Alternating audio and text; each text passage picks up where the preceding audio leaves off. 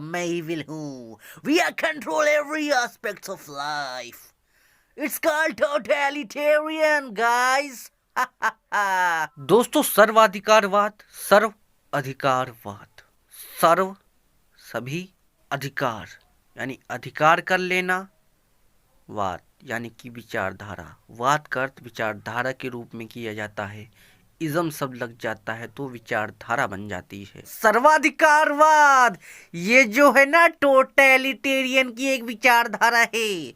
हम लोग कह सकते हैं कि जीवन के सभी पहलुओं पर, the all aspects of life, economic, political, socio, all controlled by government.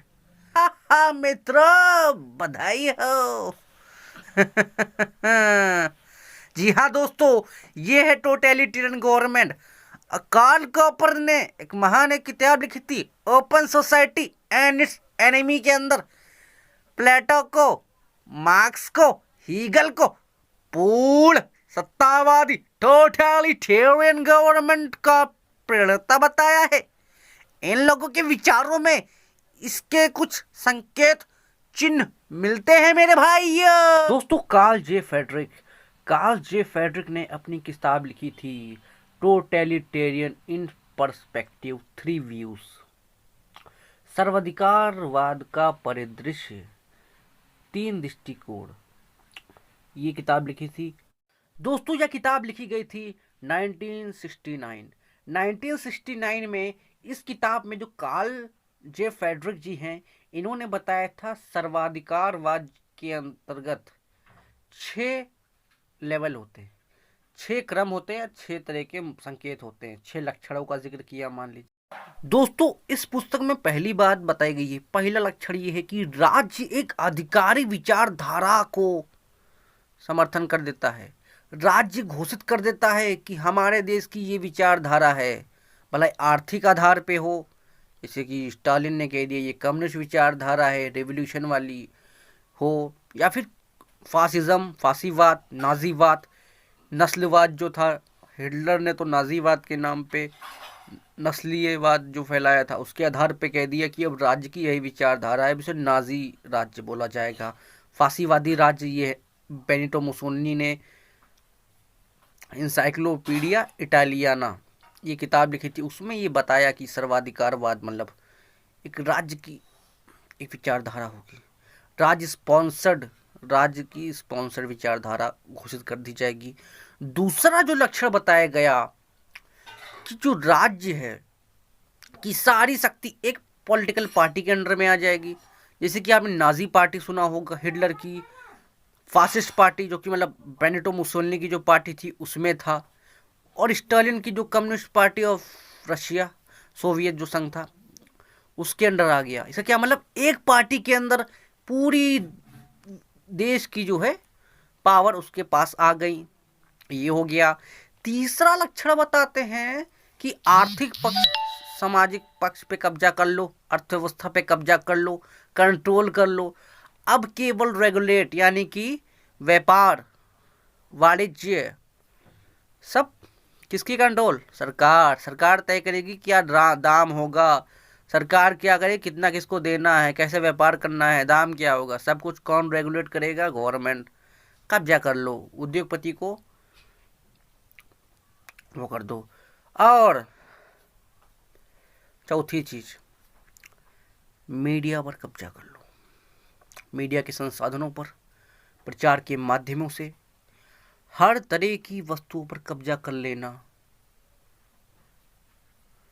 समझ गए, मीडिया पे कब्जा करना क्यों, मीडिया तरह तरह के संसाधन होते हैं, और मीडिया पे कब्जा कर लोगे तो आधा काम तो ऐसा ही हो गया मेरे भाई। पांचवा लक्षण बताया गया भाई, हथियारों पे कब्जा कर लो। एक देश के पास बहुत सारे हथियार होते हैं, सेना होती है, तो सेना, हथियार सब पे कब्जा कर लो। हथियारों पर पूर्ण नियंत्रण उसी दल का, उसी सरकार का, उसी व्यक्ति के अंतर्गत आ जाएगा। आखिरी और अंतिम, छठा बड़ा कमाल का है। छठा कहता है कि राज्य जासूसी करवा सकता है। उसके पास गुप्त पुलिस होगी, इंटेलिजेंस होगा, जिससे वो नागरिकों के ऊपर जांच करेगा, कोई विद्रोह ना कर पाए, कोई किसी का प्रकार का विद्रोह प्रदर्शन या राज्य के खिलाफ साजिश न रच पाए। यह सब छह छह लक्षण हैं कार्ल जे फ्रेडरिक ने यह किताब में अपनी लिखा था। दोस्तों, बहुत सारे इतिहासकारों ने ये पता लगाने का प्रयास किया कि सर्वाधिकारवाद कहां से आया, किस कारणवश आया। बहुत सारे इतिहासकारों ने इसको खोज निकाला। अन्ना हेरन ने अपनी किताब लिखी द ओरिजिन ऑफ टोटलिटेरियन 1951। अन्ना हेरन ने किताब में लिखा कि आतंकवाद और विचारधारा, इन दोनों का सहारा लेता है सर्वाधिकार शासक, यानी कि विचारधारा नाजीवाद। ये यहूदी महिला थी, इन्होंने दर्द झेला है, किस तरीके से नरसंहार हुआ था, ज्यूस मैसेकर, गैस चैम्बर में किस तरह से उनको गैस चैम्बर में दबाकर मारा गया था, ये उसकी वहीं से बच के आई थी। इसलिए इन्होंने वो दर्द देखा है, तो किताब लिखी थी कि विचारधारा का सहारा लेकर नाजीवाद फैलाया गया और एक वर्ग विशेष को टारगेट किया गया, ज्यूस को। तो ये विचारधारा इन्होंने किताब लिखी। कार्ल पॉपर ने तो बता ही दिया आपको, कार्ल पॉपर ने अपनी किताब लिखी थी open society and it's enemy. इसमें कार्ल मार्क्स, प्लेटो और हीगल को टारगेट किया गया था। ऐसा कहा जाता है कि जो मार्क्स जो प्रभावित हुआ था वो हीगल से हुआ था, और हीगल जो है वो कहता है कि हमें राज्य बहुत महत्वपूर्ण है मेरे बच्चों, राज्य बाप है और उसकी जनता उसके छोटे मोटे गोलू मोलू चोलू मोलू बच्चे हैं, तो कंट्रोल किसका होगा, बाप का कंट्रोल होगा, इसलिए विद्रोह नहीं कर सकते हो, उसकी बात माननी पड़ेगी मेरे बच्चों। भैया रे, प्लेटो ने लगभग 2500 साल पहले कहा था कि देखो भाई, राज्य व्यक्ति का वृहद रूप है, यानी कि राज्य के अंदर व्यक्ति आता है, राज्य का पार्ट है व्यक्ति, इसीलिए राज्य के ऊपर उसका पूर्ण कंट्रोल है, वह राज्य का विरोध नहीं कर सकता, राज्य उसका ग्रैंड पेरेंट्स है, राज्य उसके व्यक्तित्व का निर्माण करता है, राज्य को ही पूरी शक्ति होगी। मैक्सी ने इसको, प्लेटो को मैक्सी ने दार्शनिक अधिनायकवादी कहा है, यानी कि ज्ञान से परिपूर्ण व्यक्ति, उसको पूरी सत्ता सौंप दो, सारे अधिकार सौंप दो, क्योंकि वो दार्शनिक है, क्योंकि वो नैतिक है, सर्वगुण संपन्न व्यक्तित्व है उसका, वो सर्वस्वव्यापी ईमानदार है, नैतिक है, इसलिए सब अधिकार उसको दे दो। ऐसा कहना है प्लेटो दी का। प्लेटो। बैरिंगटन मूर जूनियर ने अपनी किताब लिखी political power and social theory.